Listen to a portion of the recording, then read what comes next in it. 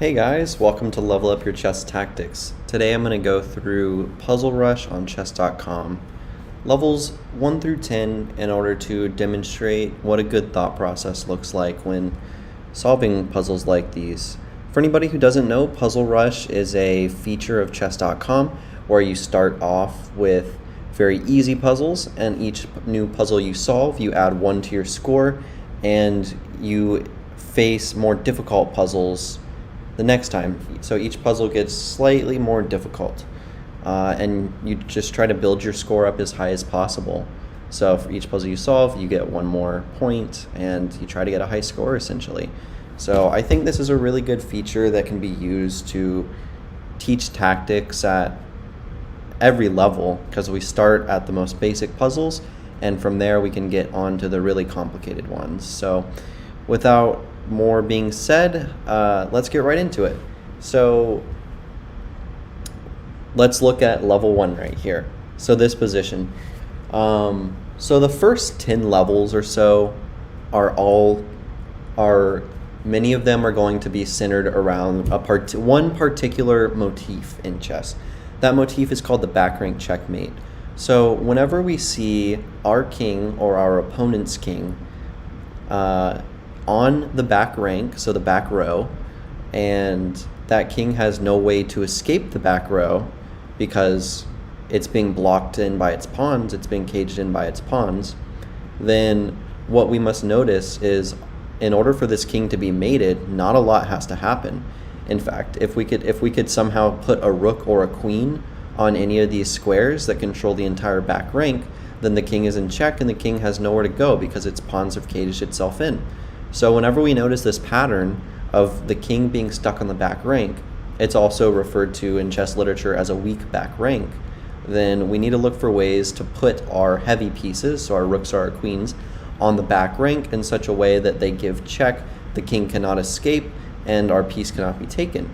So with that in mind, the first move that comes to mind is in fact checkmate.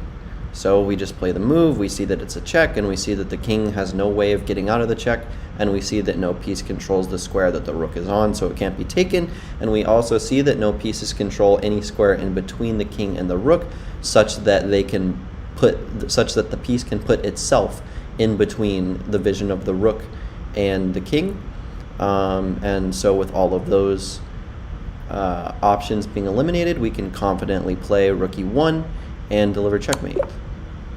Okay, so next thing I see,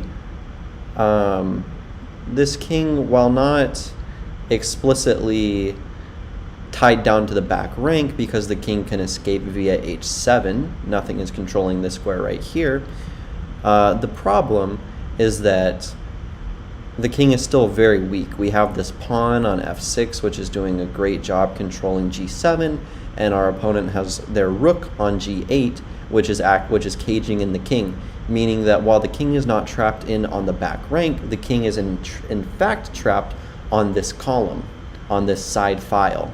So we have our back ranks, which are these rows, but we also have our side files, which are the columns on the edges of the board. More generally, they're all edges of the board, so one way you could refer to these sorts of checkmate patterns is edge of the board mates, but nobody calls it that. Everybody just calls it back rank, even if it is indeed a side file. So then the standard methodology for finding forcing moves in chess is to first look at your checks, and only then look at your captures, and only then look at your attacks or threatening moves you can make that are not checks or captures. For example, moves that come and attack a piece, but that piece is not necessarily the king and therefore doesn't necessarily have to move. In this case, we don't have to go very far, and we just have to look at our checks, and we see that in fact we do have a check, and in fact that check is mate because we hit the king has nowhere to go, we're controlling all of the squares around the king, and there's no piece that can put itself in between the queen that's checking the king and the king itself.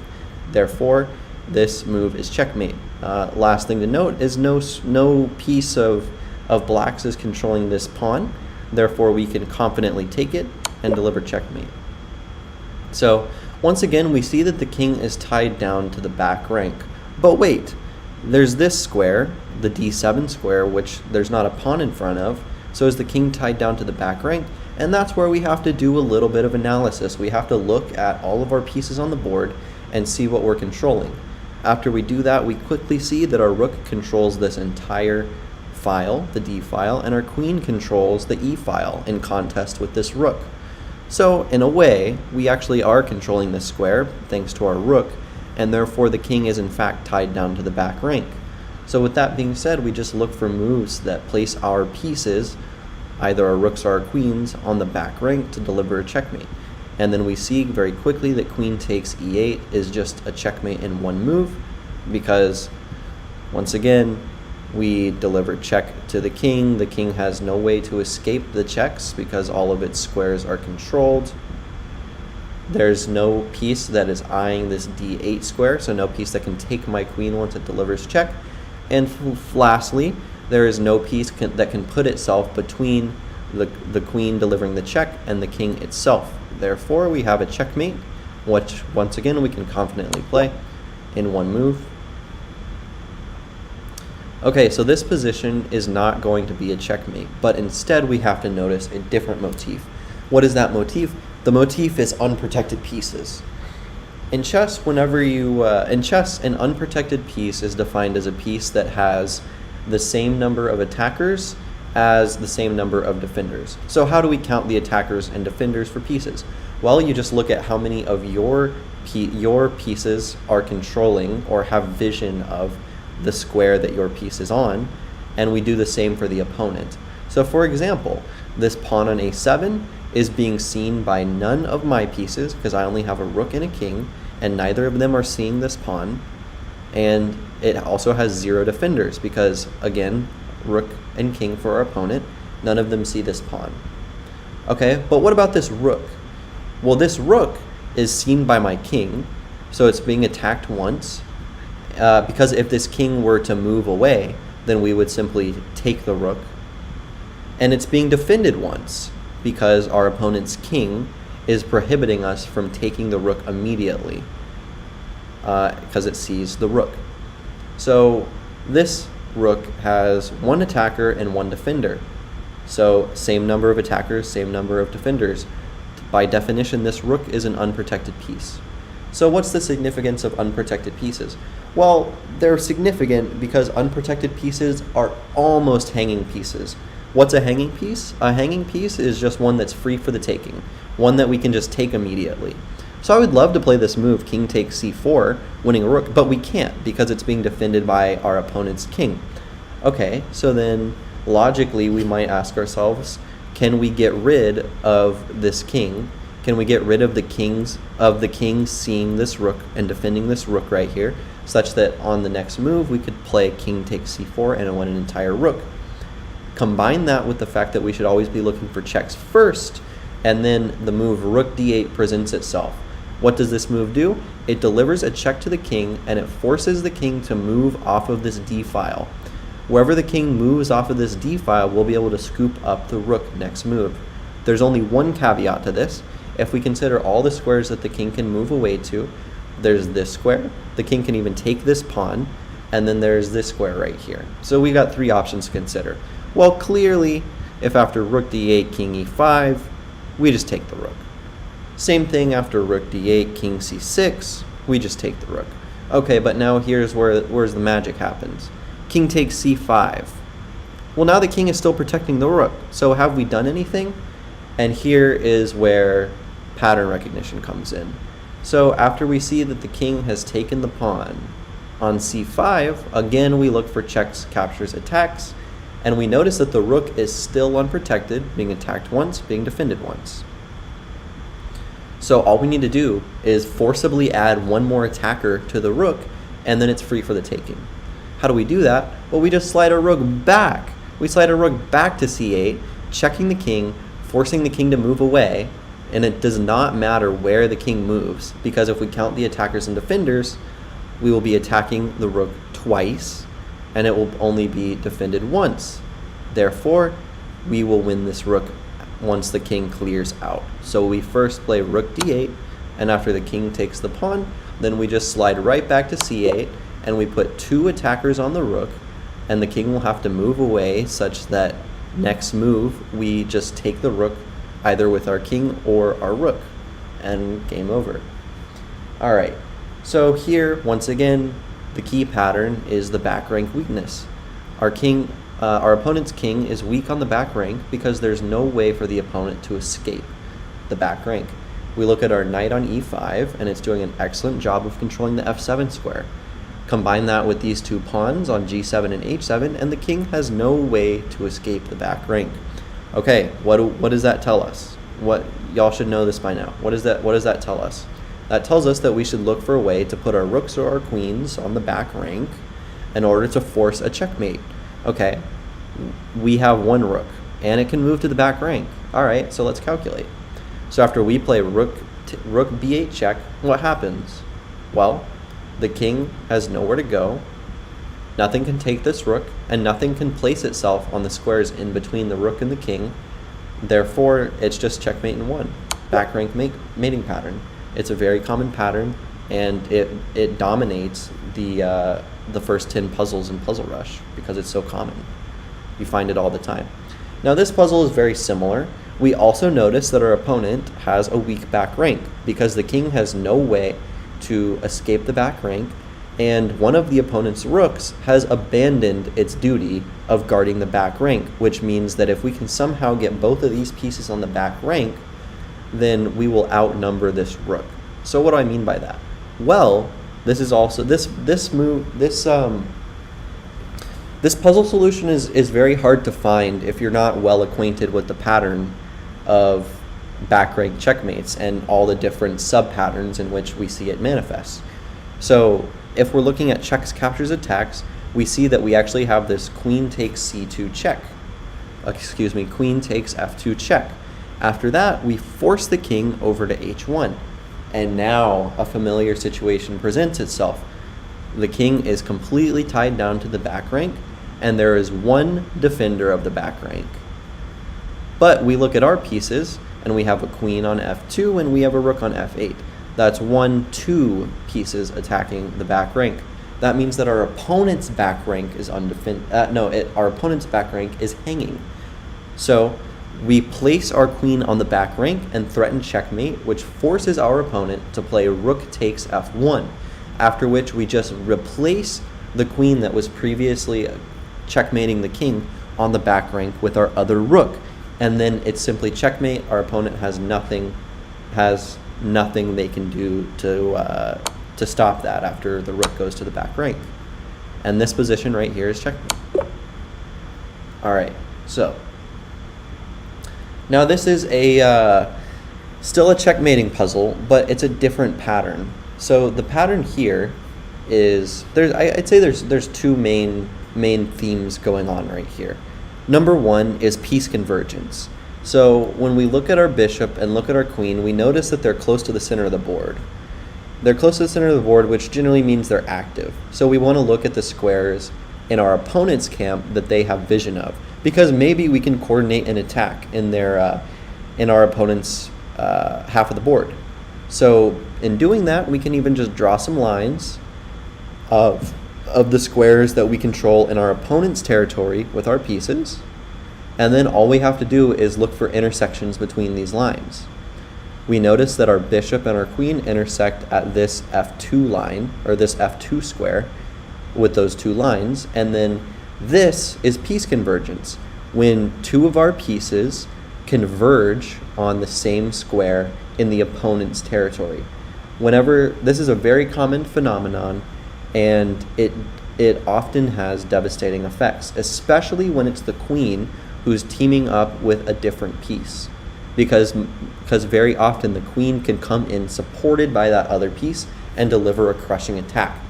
In this situation, we just see that we can land our queen on f2 and deliver checkmate because the king is completely smothered. The king is caged in by its own pieces. We're delivering check with our queen, and of course we're covering the entire 7th rank with our queen. So the king has nowhere to go. There's no way to take the queen on f2, and there's no squares that a piece could even put itself between the king and the queen. Therefore, we conclude that this move is just checkmate in one. Goodbye, we win the game. All right, so this is a different instance of a pattern that I talked about 2 puzzles ago, which was the weak back rank pattern. And in fact, 2 puzzles ago, we had to take a clever approach in order to get to that back rank checkmate solution.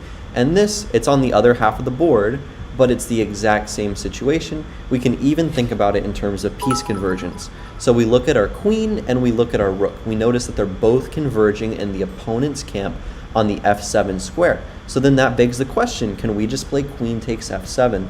And the answer is yes, because of the exact same reason of 2 puzzles ago. After we play queen takes f7 check, king h8, then we throw our queen on f8. The only thing that our opponent can do is just take the queen and accept the sacrifice, after which we reload the back rank threat with our rook on f8, which ends the game immediately. Toastified Lou Carbol, thank you for the follow. I appreciate it. Hey, what's your rating? Right now on puzzles, I'm like 2850 rated, and that's the main thing I'm focusing on right now.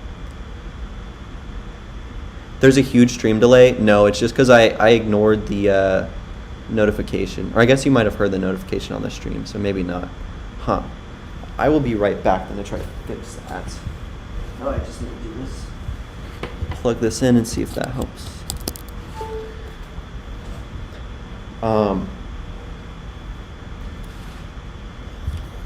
Yeah, okay. Yeah, so right now I'm just I'm going through Puzzle Rush. I'm going to go through levels 1 through 50 and just try to demonstrate a proper thought process, or just a good thought process on how to solve all these guys. Taking into account that pattern recognition is also a very important piece to this all, and I'll be sure to note when that happens. I think I'm doing a good job at describing the key patterns that we need to pay attention to in different positions, and it can kind of feel overwhelming at the beginning, but these are the things that you have to study to get good at chess. And so like we said, we play queen takes f7, we force the king off into the corner, it's stuck on the back rank, it has nowhere to go, so then all we have to do is look for ways to bring our queens or our rooks onto the back rank. We see queen f8 check, and we notice that if our opponent plays rook takes f8, which they must do because they have nothing else to do, they cannot place a piece in between our queen and our rook, they cannot, and the king has nowhere to go. So all they can do is take the queen, after which we just replace the queen with our rook, renew the mating threat, and it is indeed checkmate. Okay, on this next puzzle, we also see the motif of a weak king. In this case, our queen is controlling the entire back rank from the queen and this entire diagonal. So what does this picture illustrate? Well, if we're thinking about the squares that our opponent's king can go to, we see they cannot go back, anywhere back, because our queen is controlling the back rank. We also see that the king cannot come on this diagonal, because again, our queen is controlling this diagonal.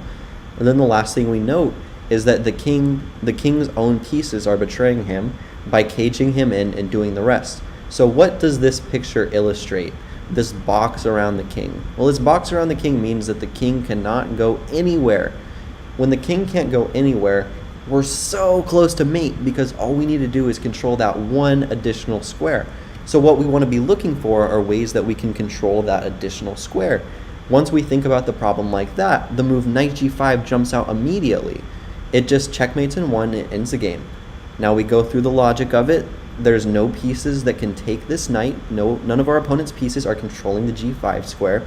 And with knights, you can't interpose because knights jump. So there's no possibility of placing pieces in between anything because knights have jumping vision. And with that, we conclude that knight g5 is checkmate, and then we move on. Oh, okay, I can't seem to get past puzzle 42 in Puzzle Rush. Okay, well, I hope that I can help you get there. But it's going to be a little bit before we get there, but I think even in these beginner puzzles, if you stick around, then you'll reinforce some really good fundamental tactical techniques like checks, captures, attacks, and reinforcing your pattern recognition. Okay, so this is the same pattern. We've had it twice before. We just play queen takes f7 check. The opponent has a weak back rank because this rook has abandon its duty of defending the back rank. After we play queen takes f7 check, king f8, we have two pieces that are attacking the back rank, our rook and our queen lined up on the f-file, whereas our opponent only has one piece defending the back rank. In essence, that means the back rank is hanging, and we look at queen f8 check, and it's the exact same thing. Another way that people describe a sub-tactic in here, or another theme in here, is they call it the reloader tactic. I believe this is how Axel Smith and GM Axel Smith and GM Hans Tikkanen, I don't know if I pronounced his last name right, they wrote the woodpecker method.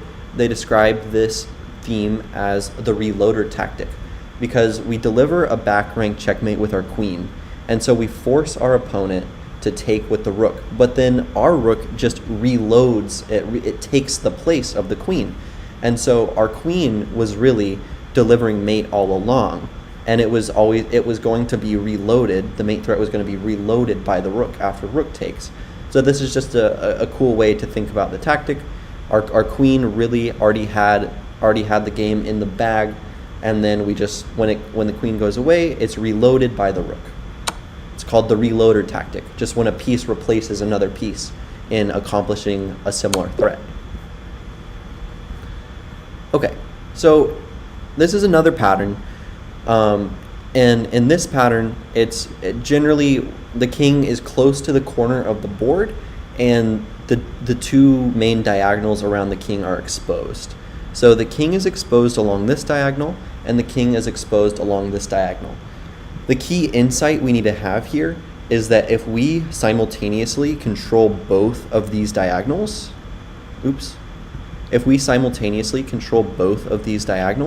then the opponent is mated, because the king has nowhere to go.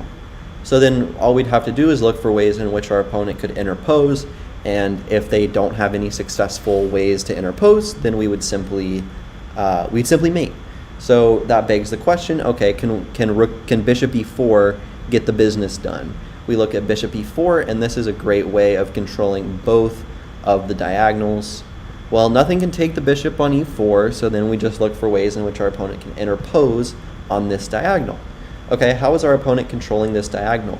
Well, the opponent's rook can make contact with the f6 square, the f3 square, but beyond that, there's nothing else. So after the rook interposes on this diagonal, we just take it with our bishop, and the king is mated. So once again, this pattern is when the king is close to the corner of the board, and it's like the two diagonals that are adjacent to the king are both exposed and can potentially be exploited.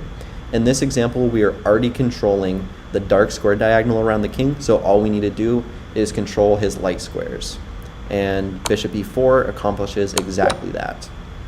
Okay, this is another very common pattern in chess. This pattern is the displaced f-pawn. Whenever the opponent moves their f-pawn close to the beginning of the game, so sometime in the opening when the king is still in the center of the board, they expose their king along this diagonal. Why is that significant? Well, because from its starting square, our queen can place itself on that diagonal very quickly. So anytime in the game the opponent moves the f-pawn, it doesn't matter if they move it 1 or 2 or 3 or 4 or 5 squares. If it's 3 or 4 or 5, you should have caught it by now, but you should have caught it at 1 or 2. But it doesn't matter. This diagonal is exposed, and so immediately we want to look for ways we can exploit that.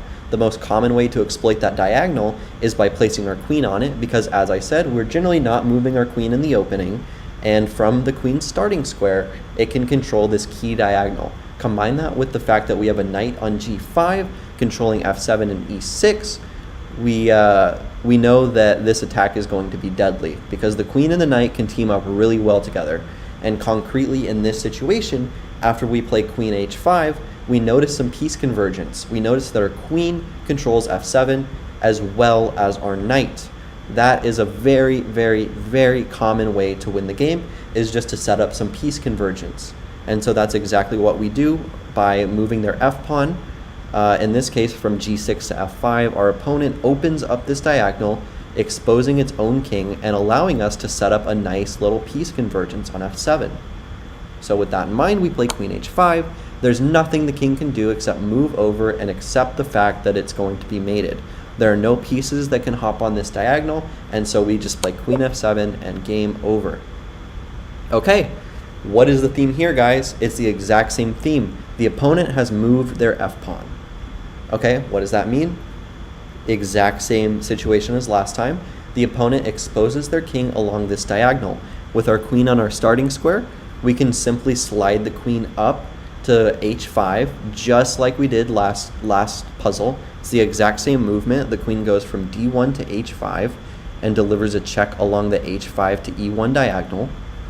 And the king can do nothing about it, because once again, we team up with a knight on f5. The knight's controlling d6, or d7, excuse me, and e6, meaning the king has nowhere to go except along these light squares.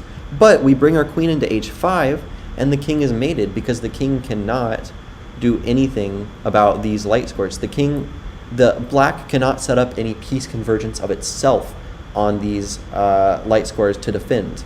For example, if the opponent's rook was on g8 instead of h8, for example, after we played queen h5, our opponent could converge its pawn and its rook on g6 and block this diagonal. Because our opponent's rook is still on its starting square, it doesn't have that opportunity. We play queen h5, and after g6, we just take and slide in closer, delivering mate immediately. Okay, so this pattern is similar to one we've had 3 times already in this Puzzle Rush run, which is where we bring our king up to the 7th, or queen up to the 7th rank, force the king to the corner, which creates a back rank weakness. We're then attacking the back rank twice, and our opponent is only defending it once. So once we stick our queen on the back rank to threaten checkmate, our opponent has nothing better to do, in fact has nothing else to do, than to simply take that queen, and then we will reload that queen with our rook and deliver checkmate. Alright, so this puzzle is unique because we're in check. So a lot of players get kind of nervous when in game they're in check, or even in these puzzle situations when they're in check. But I promise there's no reason to get nervous, especially in puzzles, because all that means is your response, the number of responses that you even have is significantly cut down, which means that, say if you only have 3 options, then you have a 1/3 chance of getting it right just by guess. So in essence, there are less options that you have to evaluate when your opponent is attacking you in these puzzle situations. In a game, yes, it's different because no one likes getting attacked except maybe Petrosian, but the same principle applies in that you have a smaller set of moves to choose from, and so if there's a good move, ideally it would be easier to come across, or at least easier to find. Okay, so with this in mind, well, when we're in check, what can we do? Well, we can remove the piece that is checking us, or we can move our king away. If this bishop were further away and still delivering a check, then we could also consider options of interposing our pieces, or simply blocking the check with one of our pieces or pawns. In this situation, though, the bishop is right here, and there's no way to interpose. Our bishop and king are right next to each other, so we only have 2 options. We can either take the bishop, or we can move our king away. So this gives us 3 moves in total, and because the knight is controlling this square, we can't move there, and the queen is controlling this square. So we only have 2 moves because the bishop is controlling this diagonal. So we can either move our king away, and we have 1 way to do that, or we just take the bishop, and we have 1 way to do that. Well, it's always most attractive to snatch up the material, and it seems like we might be able to get away with that in this situation. So the first move we want to look at is if we can simply just take the bishop, then what happens? Well, we want to look at the ways in which our opponent can threaten us. It seems like they have a lot of material that can join the attack very quickly, and we want to make sure that we're A-okay here, because our pieces are kind of out of play. So if we do a quick material count, we see that we have, we're down a minor piece, and that's it. In terms of pawns, we have a few more pawns, so if we go equal on pieces and we go into an endgame, we'd be winning most likely, especially considering the fact that we have these connected pass pawns, one of which is protected. So these guys are just going to roll down the board and score a touchdown for us. So if all of the tension breaks in the position and things go to tranquility and we're even in pieces, then we're going to win this game. What does that tell us? That tells us that all we have to do in this puzzle is accurately defend. We do not have to attack. We do not have to find a defensive way to attack. We merely have to defend accurately, and if at the end of the day, White's attack just cools down and they've gained minimal material, then we're going to win the game, thanks to our pass pawns. So it's even more attractive to me than to just take this bishop and see what our opponent can do. Well, they have a few options. We want to go through checks, captures, and attacks from our opponent's perspective. So when we do that, we see that our opponent can deliver this check with their queen. Okay, that doesn't look too great. What can we do in response to that? Well, we could move our king away, but I don't like that. It seems like no matter where we move our king, we're getting mated. It's just because of the convergence of the knight and the queen. So instead of that, I simply like using our knight to block the attack, and then all that we need to calculate after that is what happens if our opponent brings their bishop in. If they bring their bishop in, then they're adding another attacker to my weak knight. What can I do about it?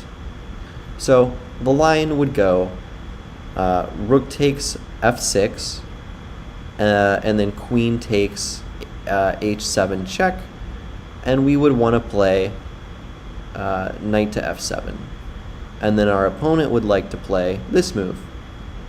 So what happens? Well, I even like this this rook move, forking the queen, forking the bishop. No, I don't like that move at all. Excuse me, because we would hang our knight.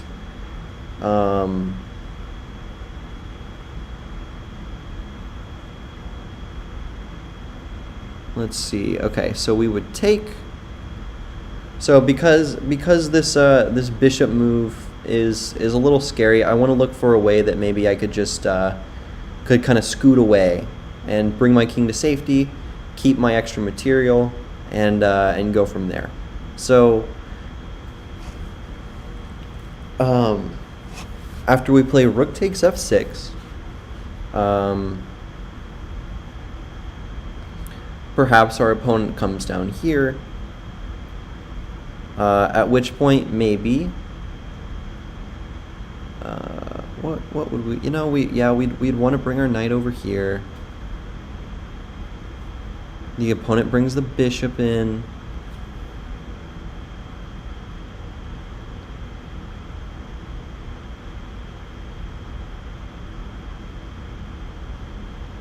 And then we would want to look for counter punches.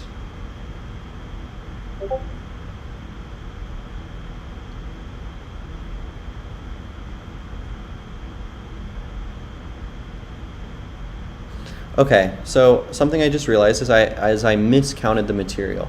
So our opponent only has one rook. Meanwhile, we have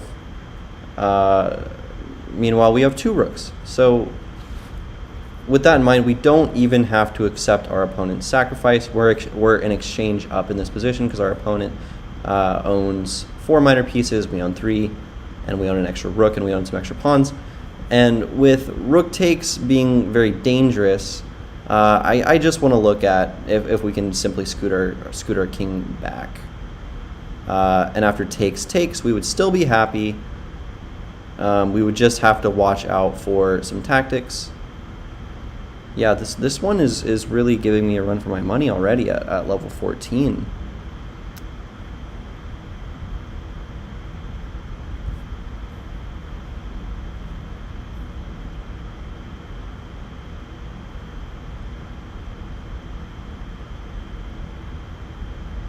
So if we take, we need to calculate this entirely.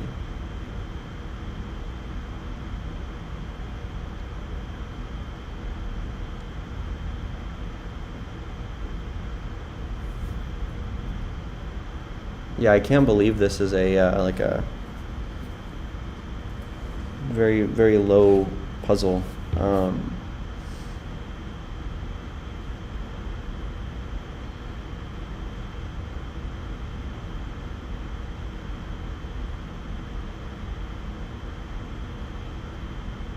Yeah, I don't even see any counter punches for us, but because it's such a low puzzle, I'm tempted to take, but I'm a bit nervous after queen takes. Maybe we're safe here. We get forked, and then I think the game, yeah, game over. So we'd have to maybe then we'd bring our rook back, take, and then the bishop comes in. We'd still need a way to defend.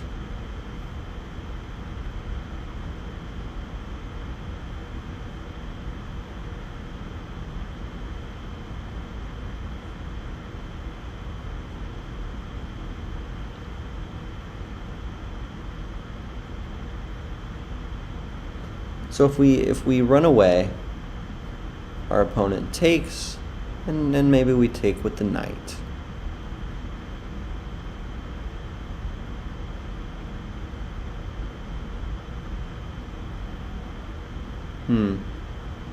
I think I'm just gonna have to take and okay. I don't figure out what happens. I don't understand why our opponent didn't play this move. I think this move looked really strong. But in this position, we would just take and move on. And yeah, that was a crazy one. So back to the easy puzzles. So after we play, we notice that this rook is hanging and the king is kind of chilling in the corner. So after we play rook takes f8, the king has got to move to the 7th rank, after which we get to come in and play queen g6 and have a happy, easy puzzle. Say the king goes to g7, and after queen g6, king takes on f8, and then we would play queen g8 and mate. So yay. This is what puzzles should be like at this level. So, all right, once again, a defensive puzzle. So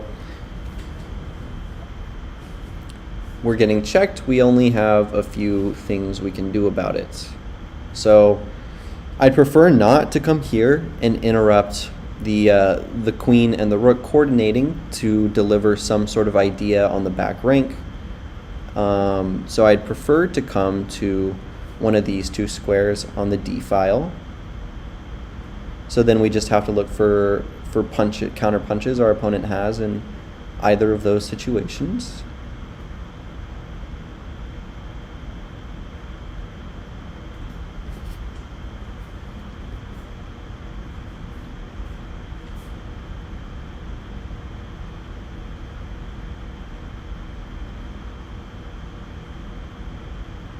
Yeah, so I think we're better off coming to the light square so that we disallow ideas with the dark squared bishop coming in.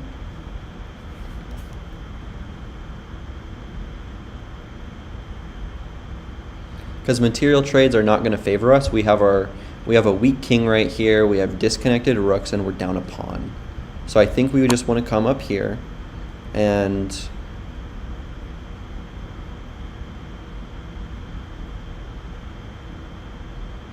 now we just make sure that we can accept this sacrifice. We in no way do we have to. We have a few mating ideas at our disposal. So the most important thing is just making sure that our king is unscathed, such that we can deliver our mating idea. So if we take the rook, we bring the king closer to the center. Perhaps an idea like this comes, after which we would take the knight, and then our opponent could start checking us out the wazoo. If the queen came here, we'd be able to come back and block with our queen, and then the queen would actually have no more checks, and the only other piece that could check is the rook, or the bishop, which we could take with our rook, and after our opponent takes, The dust will have settled, and we will be up some material.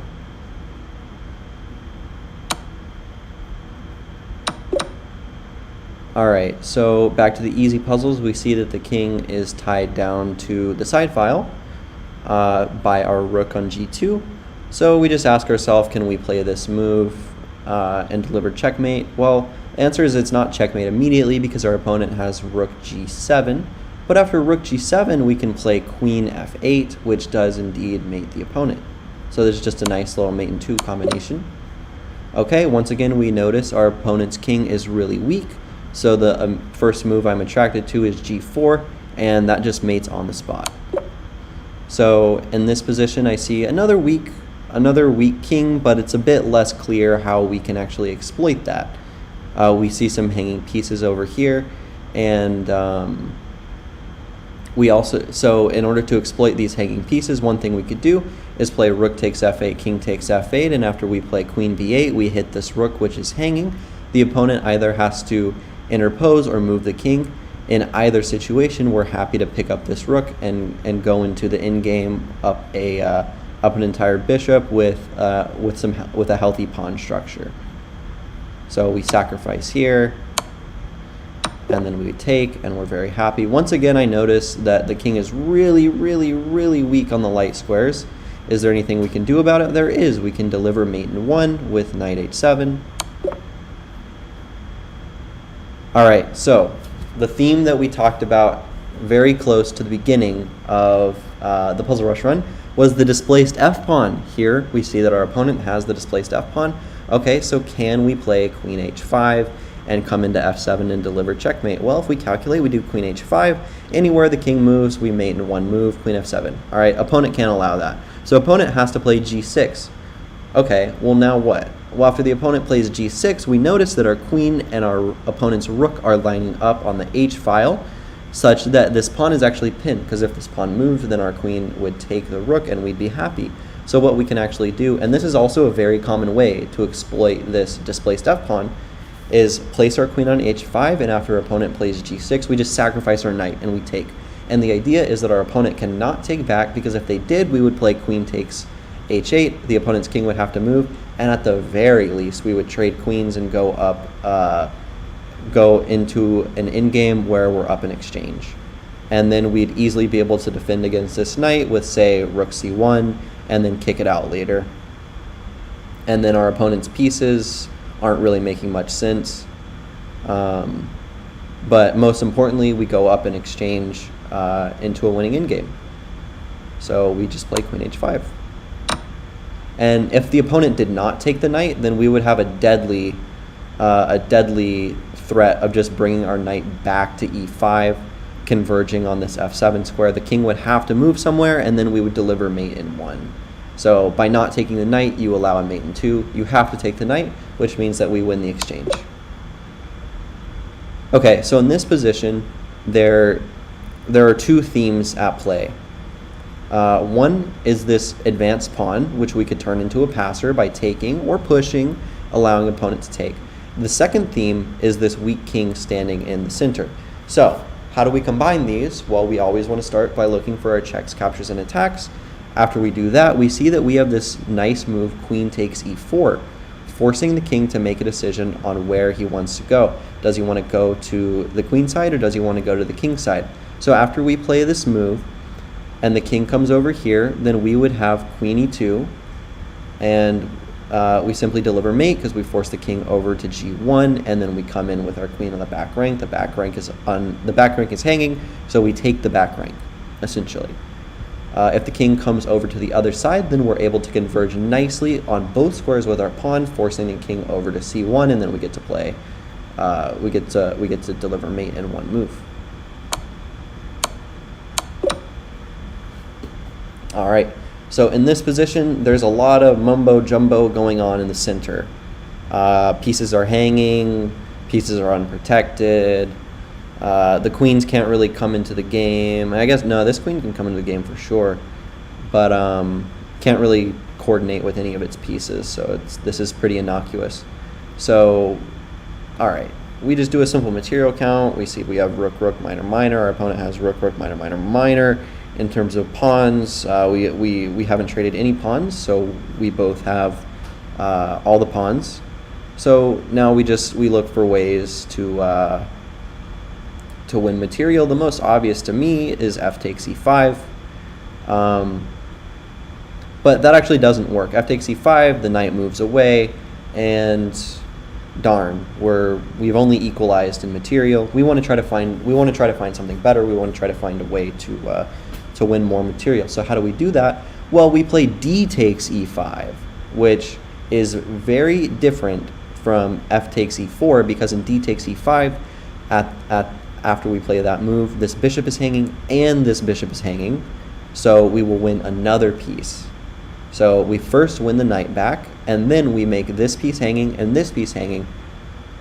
We win, and then we'll win one of them back. If the bishop decides to come over here with check, we just block it with the pawn, and bishop can't come here because queen takes. Bishop might do that as a desperado move, or over here, but nonetheless we'll be up a piece, and we'll have a happy position. This will still require a bit of conversion, but it's completely winning. So. All right, in this position, this is a very common mating, not very common mating pattern, but it's a very crucial mating pattern that you have to know. It's called Lolly's mate. Whenever we have this pawn right here and the king is caged in, all we need to do is somehow find a way for our queen to get into the h-file, and then we deliver checkmate, combining our queen and pawn on g7. So the move we have to play here is rook h1. Rook h1 forces the king to take the rook, after which we get to play queen h6, come in with the king. The king has to go to g1, and then boom. So that's called Lolly's mate, when the queen and the pawn team up on the king's castle. So the pawn has penetrated into the king's castle, and we just have to find a way to get the queen in there. That's Lolly's mate, also known as the lobster pincer mate. All right, so in this position, we see our opponent has really, really, really weak dark squares. I mean, exposed diagonal to the king, hanging piece on the diagonal, another weak piece on the dark squares that we're forking, and finally a hanging rook on the dark squares. So we just do a quick material count, and we see that our opponent is up a rook and up a piece. So we want to find something pretty crushing. Well, it's worth noting that queen takes c3 threatens to checkmate because the king has nowhere to go and we're controlling its only dark squares. Therefore, the queen has to block like this. Then we get to come in and take the rook, and we threaten another mating pattern, the back rank mate. So the queen has to come back and remain in passivity, after which we get to take an entire other piece, not to mention that this knight will be trapped at the end of the line. So actually the knight will not be trapped. The knight has this square. But let's see.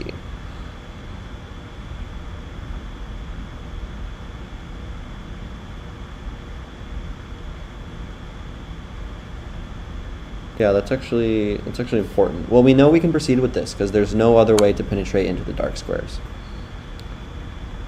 Okay, so we actually have something better than winning the material. So in that position, I was not happy. I was not very happy simply equalizing material because we're down a rook, and we're also down a piece.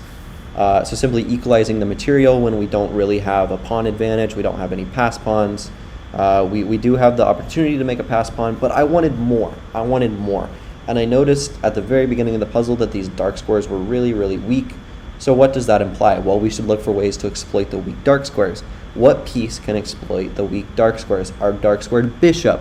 So we bring our dark squared bishop onto that diagonal, but not yet. After we take the rook, force the queen to come down, and our opponent actually just gives us mate immediately.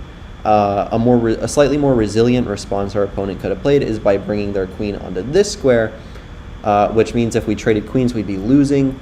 And if we took this knight, the position would remain unclear. In no way are we explicitly winning. So in that position, what we would be able to do is bring our dark squared bishop into the game and actually deliver mate, because the queen would be pinned to the king, and the only only squares remaining are the dark squares or the kings. So then we would, we'd have mate in one because the queen is pinned. So, but in this position, white exacerbates the situation, because after we take the queen on c1, it's just checkmate. All right, once again, we see this theme of the displaced f-pawn. It doesn't matter if you're black or if you're the white pieces. If the f-pawn is displaced on either side, then that diagonal that's exposed by displacing the f-pawn will be accessible by the queen from her starting square. It doesn't matter what color, if it's black or white, the same phenomenon occurs. In this position, our light squares are intact, but our opponents are not. And in this position, it's simply mate in one. It doesn't really look like it should be a mate in one, but our opponent can't put anything on these dark squares. They're incredibly weak, and we can exploit that with a mere queen in that middle game position. Okay, so what's going on here? Well, we're down a bit of material because our opponent has pair of rooks and a bishop, but we have a huge asset at our disposal. We have this passed pawn. If we promote the pawn immediately, the position's unclear, but that is it's actually not unclear at all. So the key thing to realize is that after we promote this pawn to a queen, our opponent can actually not take this pawn, because we promote this pawn to a queen, so our queen checks the king and our other queen checks the king. That means the king is in double check. By definition, if you're in double check, the king cannot move. The king cannot do anything but move itself. No other pieces can come into the equation when there's a double check. So discount double check, and we mate. So because we had a ladder mate. So all right. This position, I don't see the solution. I noticed that we have a pin right here. I also noticed that our back rank is a bit weak, though. I actually think that our king will be safe on g7 because there are no checks that work. The queen has no way of hopping on this diagonal. So we actually do have at least one Tempi to work with.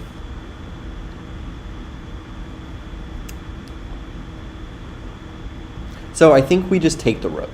We take the rook. If the opponent takes back the rook, then we take the queen. We take the rook if the opponent takes our queen, then we desperado sacrifice the rook, taking the other rook with check, forcing the king to take back, and then we take the queen, and we go into a completely winning endgame. We have this bishop that will be able to hold down this pawn majority, after which we just activate our king, bring it to the center, and then push these pawns down the board, create a pass pawn over here, tie the king down over here, and then use our bishop to either eat up these pawns or use the bishop to tie the king down over here, and then we just bring our king over to these pawns. If they're moved to light squares and they're inaccessible to the bishop, we just eat them and then force this pawn through. So it's a really easy in-game to win, and we can force it by capturing this rook right here. And it's very important to not take the queen back, as that position is very unclear and most likely losing. So instead we have to play the desperado check, trade off our rooks, and only then do we get to take the queen. All right. So we kind of notice this piece convergence with our queen and our knight. So because of that, the first thing we want to look at is, okay, what happens if we just play queen takes f2 check? If we play queen takes f2 check, we force the king to h1, after which the back rank is weak. Then we just get to play queen e1, the bishop has to block, and then we take, and then we mate. So this is actually a forced mate sequence. All right. Once again, this king looks really weak. This knight looks very hanging. So we got some things going for us here. It's unclear to me how we should proceed at the moment, but I even am entertaining the idea of sacrificing our rook immediately, relying on the piece convergence of our queen and our bishop to do the job.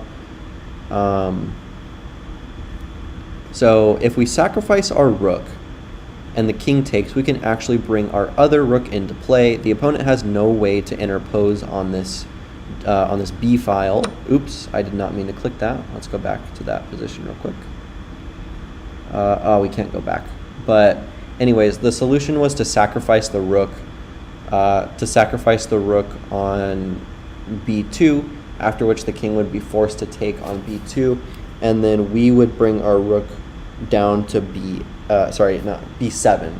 We sacrifice on b7, king takes b7, rook b1. The king is forced to the a file because we have our queen and rook controlling the b and c file, after which we just team up with our bishop and our queen. No, the king is just made in that position because our dark squared bishop controls the diagonal. But nonetheless, we sacrifice our rook to expose the king, replace that, and then regain control of that file with our inactive rook, who is now very active and delivers a mating attack. All right, so here, king has no squares to go to because our queen and pawn are coordinating very well. The opponent's pawn and our queen are coordinating very well. So if we had a rook right here, that would be mate, which would be great. So yeah, I actually really like that. Also, both of these rooks are hanging, and we would most likely be winning that in game if we won one of the rooks. But queen and rook in games are very tedious, and we can, if we're not careful, we could get a draw. Our opponent could get a draw, honestly, really easily. Those in games are incredibly difficult to win. So I don't even know if I would consider them quote unquote winning. Theoretically, maybe in 60 moves they're winning, but practically speaking, I would not want to go into one of those in games if I didn't have to. So we can look at, this queen check, but this queen check doesn't look like it's doing anything. Either the king's moving over, and what are we doing? Even if the king comes here, we're just what are we doing? I guess we're coming here, and then the king comes over, and then what are we doing? So I don't think that works. I think what we'd like to do quite a lot is simply bring our rook up to f6 in order to just put it up here.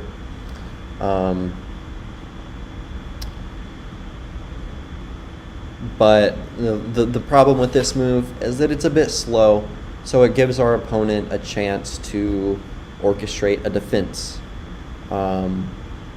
So the most natural defense I see, if after rook f6, then our opponent would bring their own rook up in order to control this square, and it'd be hitting our queen in the process. If we went ahead and played rook g6, our opponent would be forced to play rook g3.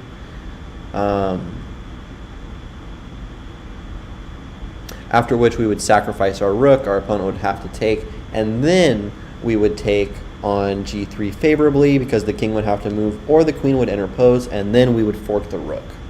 So I do believe we want to get this move in. And then we would fork the rook that was down here. So, okay. In this position, the king looks really, really weak. Look at that. Look at that control. Look at that control. The king ain't got nowhere to go. So what do? We mate the king. How do we mate the king? We deliver a check. So we just play this move.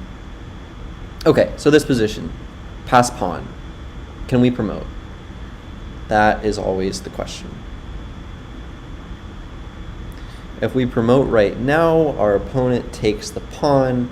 We've accomplished not a lot. We've merely displaced the rook, and this endgame is going to be a draw, a pretty dead draw, because there will be no passed pawns. We will take this pawn with our king, or we'll just activate our rook and maybe perpetual, but we have no reason to perpetual. We would take this pawn. None of these guys are passed. This is a dead draw. So we can't promote immediately. All right, well, what do we want to look for? We want to look for checks, captures, and attacks. And so if you study the endgame, then you'll become familiar with this idea.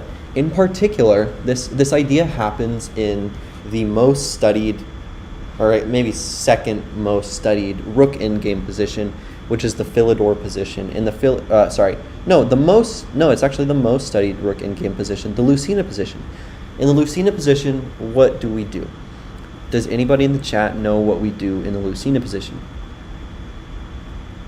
Don't have a lot of viewers, so I don't expect a response. But if anybody does, go ahead and put it in. Just 3 words. What do we do? What's the catchphrase? All right, so nobody gets it. So nobody's gotten it. The catchphrase is build a bridge. So what does that mean? That means using our rook to block our opponent's rook. After this Puzzle Rush run, I can teach the Lucena position. It's not at all related to this position, but there is a common thread. There's a common thread in that after we play this rook check, note how we gain control of this rank. After we gain control of this rank, the king has to move somewhere. Okay, great. But then we build a bridge with our rook. We use our rook to block the opponent's vision of our passed pawn, and we force it through. Because if our opponent takes, then we take, and nothing's stopping this pawn from passing, from scoring a touchdown. If our opponent goes anywhere else, then we push the pawn. And lastly, if our opponent tries to be sneaky and play e2 with a check, then our opponent would be in position, or our rook would be in position to, no, actually we wouldn't even take. We would take this pawn with our king, and then nothing would be stopping us from promoting. So we build a bridge. We bridge the connection. We bridge this pawn's way to scoring a touchdown.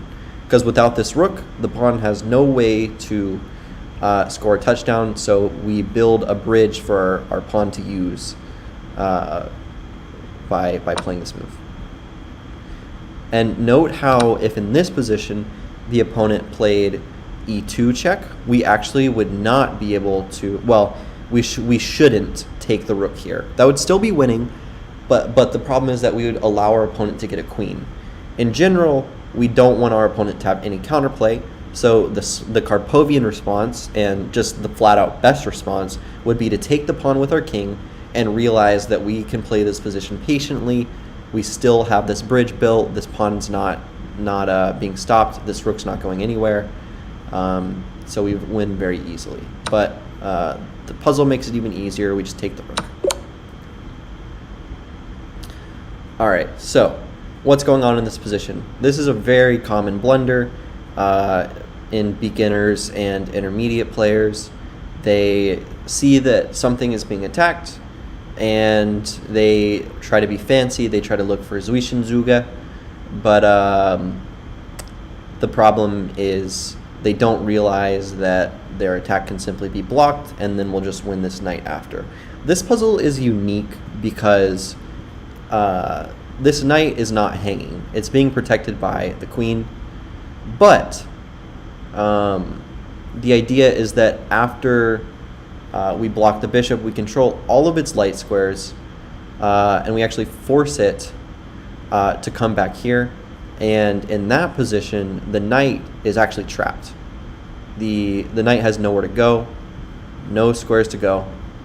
Because we're controlling all these squares for the bishop, it really has nothing to do. It makes this puzzle really easy. The bishop has to come back, and then we realize that the knight is trapped. The knight has nowhere to go. So then we just follow up with the move and kick the knight away, and then the knight's just going to desperado sacrifice and help us develop. So it's a pretty fancy puzzle. All right, so what is of note in this position? What's of note is this incredibly powerful bishop. This bishop is very powerful because it's scoping in directly at the king, and this king also has a weak diagonal next to it. The diagonal's not so weak right now because the opponent's queen is controlling it, but if the queen ever vacates this diagonal and our queen comes on that diagonal, it'd be mate or close to it. So this bishop is very powerful. So for that reason, I really like just increasing the power of the bishop by moving our pawn forward, forcing the king over here, and then we have some ways to follow up. The most natural to me seems queen g1. After queen g1, the opponent has no choice except to move the king over here, after which we come in and play queen g7. After queen g7, we force the king onto onto e8. And what do we do after e8? King goes to e8. I'm missing something.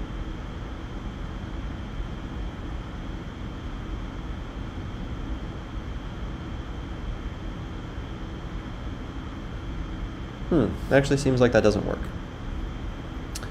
Yeah, see, it seems like the king just comes to e8, and I guess we have a shot. We have a shot, but then the bishop takes right there.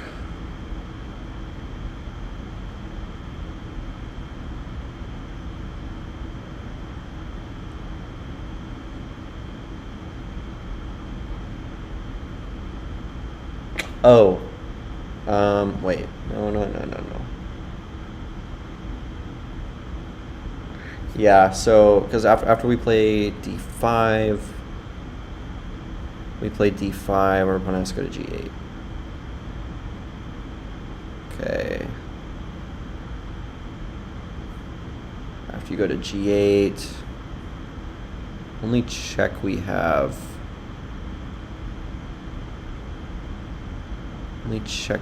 is to come to g1, where we then force the king to f7.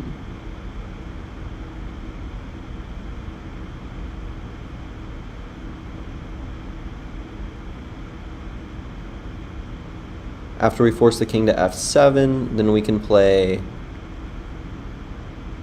bishop f6, and if rook f6, queen f6. The position's unclear.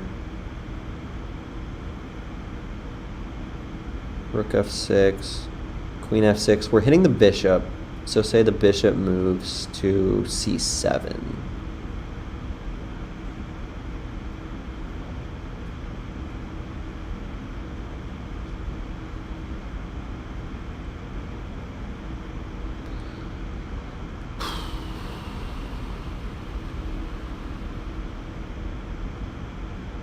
Okay, so with that in mind, I don't think it works. I think the king gets away and we don't get enough compensation. But I still really like that idea. So I'm inclined to play queen g8 first. Why? So that we control the g file and make d5 come with a grave threat of checkmate, forcing our opponent to give up the queen. After the opponent gives up the queen, we have a really nice position. All right, so after we go to g8, our opponent doesn't have any forcing moves. So our opponent's best response is going to be defending against our attack, which we love. We love that.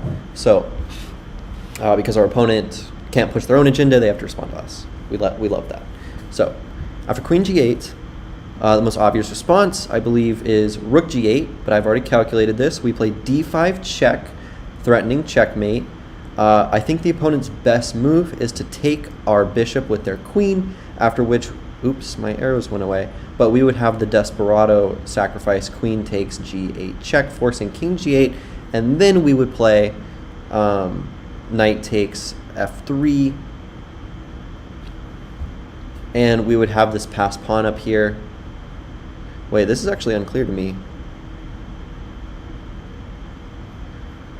Wait, so we would play queen g8, or queen g1, and after rook g8, we would play d5. d5, our opponent sacks the queen. So then we would have to sack our queen. Take. And then we play knight. Actually, we could even play b takes. And then use our knight to control this. No. We'd need our knight here so we can control this square for the passed pawn. So then we use our knight to control the only light square in the pawn's path. So this pawn and this bishop, mainly this pawn is dominated right now, and this bishop has no role it can play in pushing this guy forward because we'll have this square in lockdown. So then we bring our king up in support of this pawn.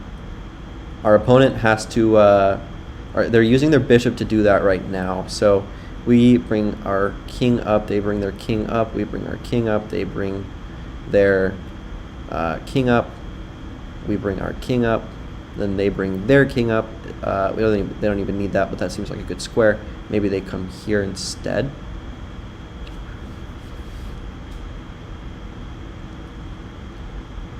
But the problem with all of that is that the opponent first needs to push this pawn so that it doesn't get taken, and then we win easily.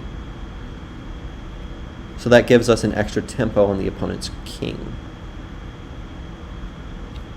Okay. I feel like I'm calculating a bit too deep for this level. And that might be the solution. But first, before I get too deep into that line, I'm just going to make sure I'm not tunnel visioning on something else.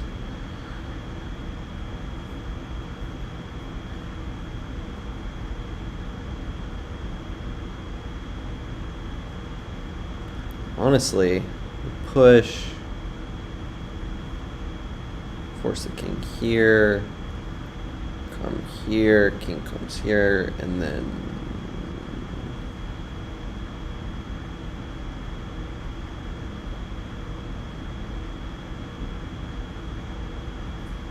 yeah, it seems like our best chance is queen g8 or queen g1. Queen g1 was incorrect. I'd love to go back to that one.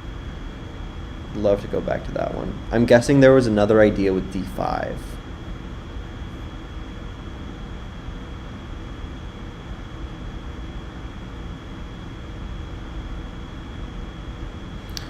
All right, black to move here. We see that the king is pretty weak. We see this guy's hanging. How do we exploit? We probably try to take control of the dark squares. And then this happens. And another in-game opposite colored bishops. Yeah, that's a draw. There's passed pawns on the board, but the position is very open, giving the opposite colored bishops quite a lot of scope. And that means that the position is going to be a draw. So anything on the back rank looks wrong.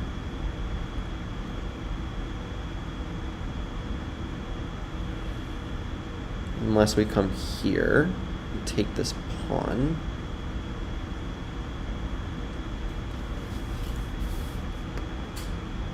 Oh, we also have this move.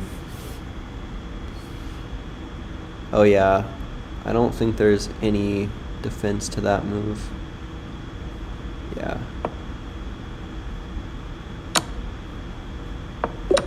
Yeah, that just threatened mate on the light square, and the opponent couldn't do anything on the light squares.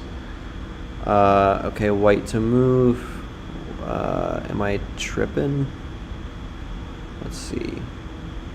Boom, boom. We just come back. No, I guess we would come over here with this guy, then force you here, and then we would just come down and mate.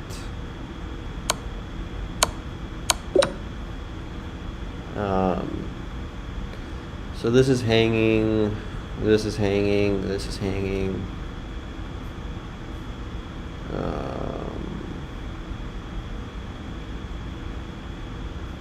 This is an interesting pawn structure.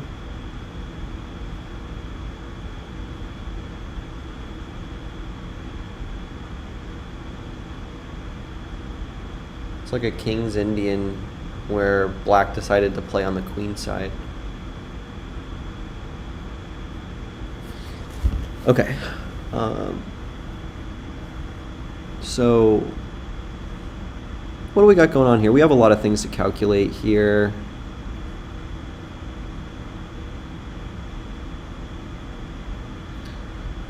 So material-wise, we're equal in pieces, but everything is hanging. So this one's very tricky. So queen takes g5 is the most obvious idea. I don't think we want to play rook takes c6, rook takes c3, because after rook takes c3, queen f2, king h8, queen takes f1, knight f1. Yeah, that looks terrible. We lose our rook and we lose our piece, and the opponent gets an attack. Oh, but maybe.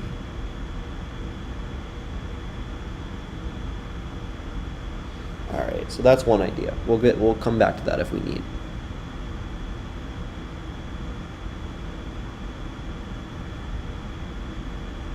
Oh, I'm also seeing some back rank ideas with our queen and rook converging on c8. Like, I don't think it works because knight f6, bishop f6, and then queen c8, rook c8, rook c8, king g7 fails.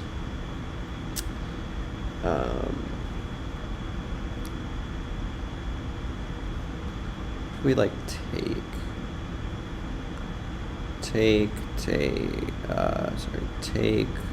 knight take. Then we come here, here, and here. Oh, okay, I really like this capture. The reason this capture was the solution is because we captured it. None of this, our opponent could play none of it. Why? Because we had a mate threat. We had the threat of queen d8, king g7, queen f8, and that's just mate. Because our knight was on d7, so we were controlling f6, and everything else was controlled by our queen. So,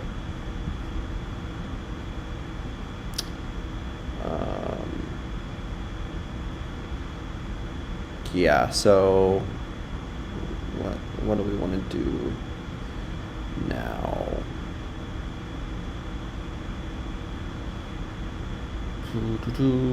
I like this, and then I think we just come here. No, then the knight can escape.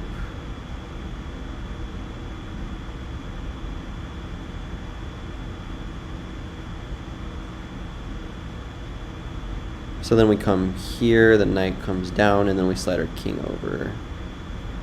And you could play like this, but then we just take, and take the knight. So the knight's going to be trapped at the end of the line.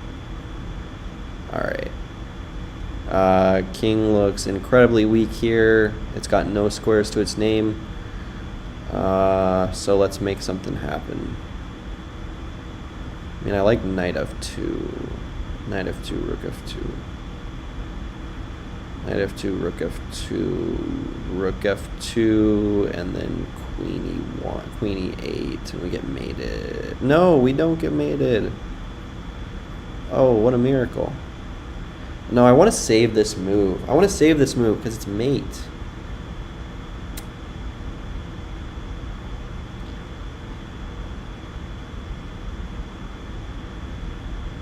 Can we get a lolly as mate? Can we clear up this diagonal? We just take, queen takes. Oh my god. Oh! Oh, that's deadly. Wait a second. I think we can play rook takes on c3, on f3. Queen takes, and then sacrifice our queen by pinning the king onto the diagonal. After the opponent takes our queen, we then play knight f2 with checkmate. Takes, of course, if the opponent comes down to the back rank, then we bring our rook back and we're defending, and we're winning. If take, queen take, we just take, we take, we sack our queen. If the bishop comes in with the diagonal, we just take that. The queen is still pinned, so she can't mate. Then you take the queen, and then we deliver checkmate with the knight. So take, queen take, we do this, and you guard with the rook. Then I just win the queen. That's beautiful. That's beautiful. Alright, the king just looks mated here. Why can't we just do that? King comes here, and then we do that. And then the king comes here, and then we do that. Yeah, that's forcing. Oh no, wait a second. Queen is defending. So we'd probably just come here then. King comes here, and then, yeah, same idea. Alright.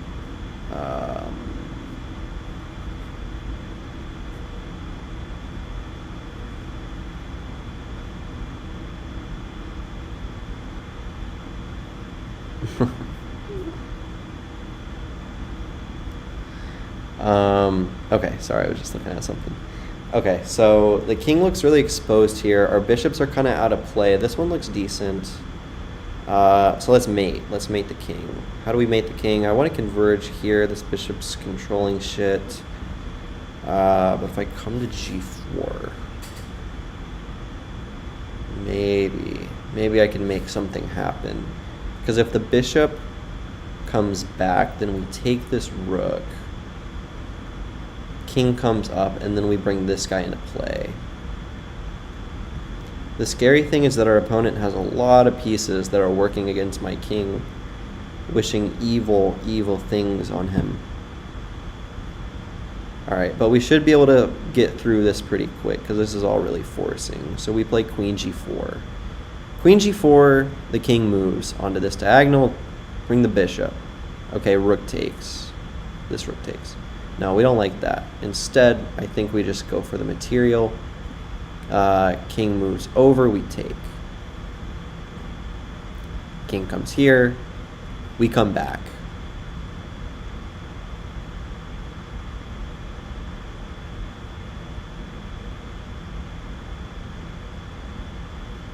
And then we can bring our knight in to defend.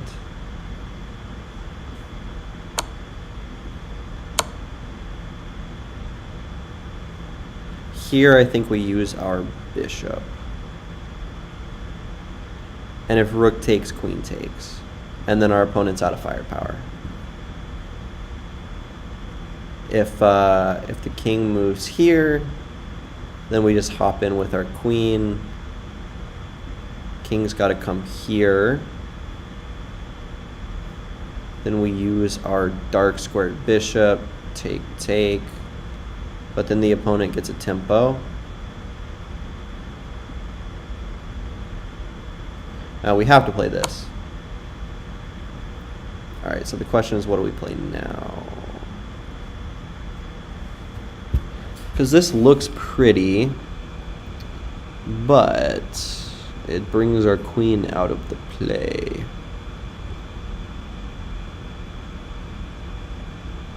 We could try this as well.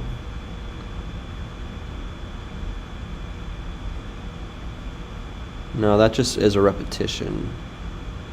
So I feel like we have to play queen f1.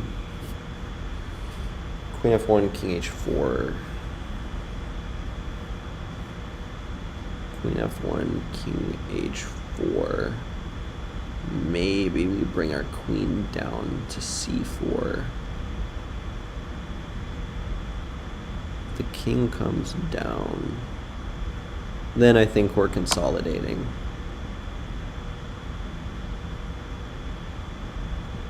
If we bring our queen, yeah, I think if we bring our queen down, then we have compensation for the attack coming on to our king. But other forcing moves are like this. But then the king comes over here, and now we do that. If the king comes down, then we deliver a crushing blow. Bishop's got a block. Then we come here, and that is that's just mate. All right.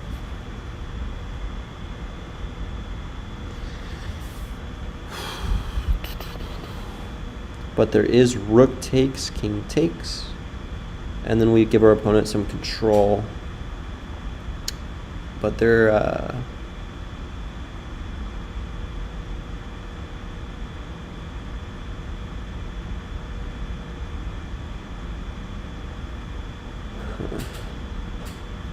yeah, I like this one. Okay, and I think we just wanted to bring our queen back. Wonder why this fails. And I wanted to go back to this puzzle. Was this the misclick?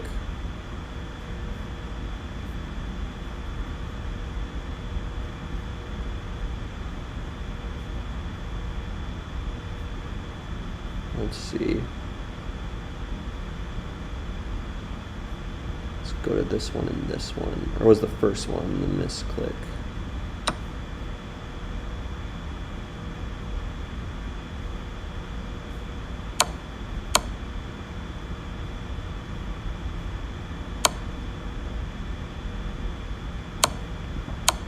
Okay, we bring our queen back, and then we're up material, and we stop the attack.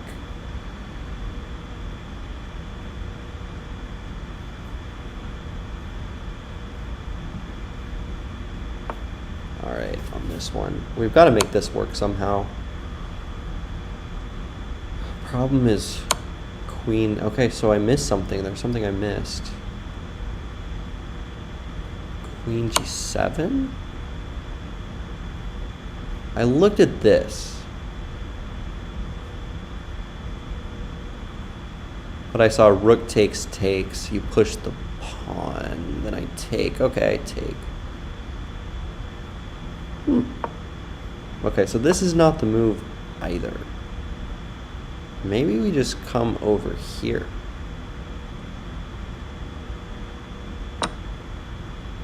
Yeah, that's even more resilient because it disallows rook takes, but it's the same idea.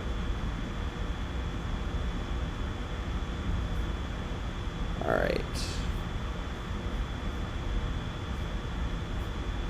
Skitzing later in the evening. I think we're gonna solve some tough puzzles.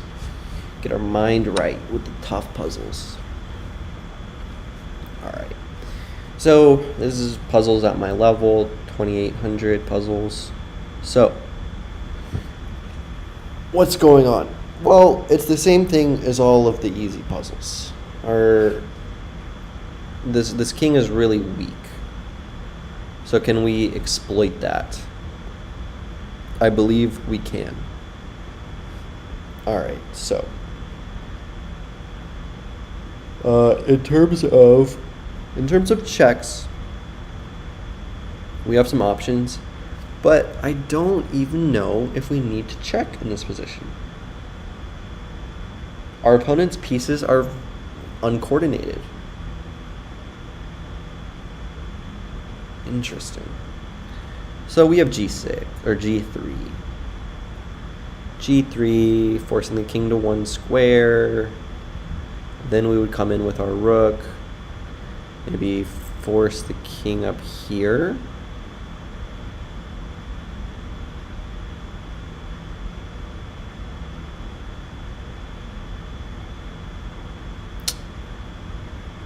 Then we would come in with the queen.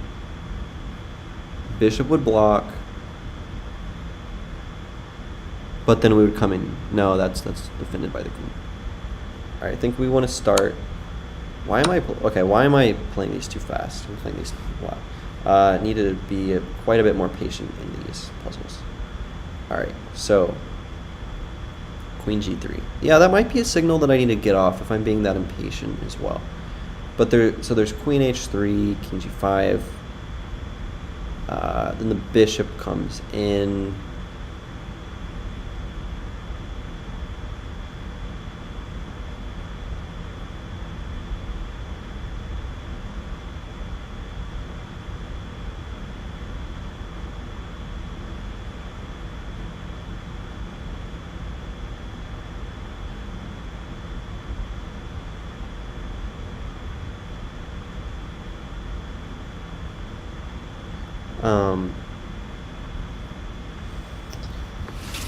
Even rook g7 is an idea. Yeah, I'm getting a bit too tired, and with that tiredness comes impatience. With impatience brings nothing. I actually like rook g7 quite a lot. Rook takes g7, threatening mate on the next move.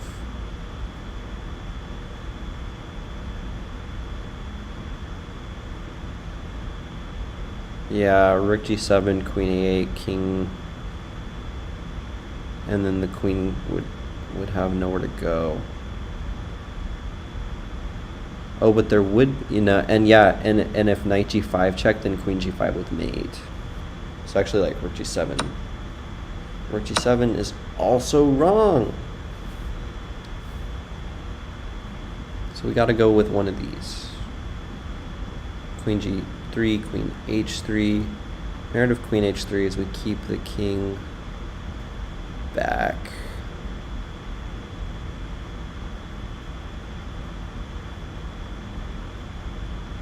Perhaps then we come in with the rook. queen g3, rook g7. Looks pretty good.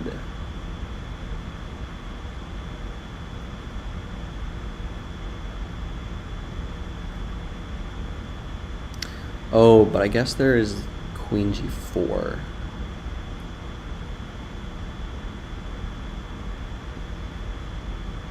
But then we would have queen h2, queen h4, and f or g4. Forcing, oh wow. I think rook g7 is still wrong. There must be a more forcing way to do this.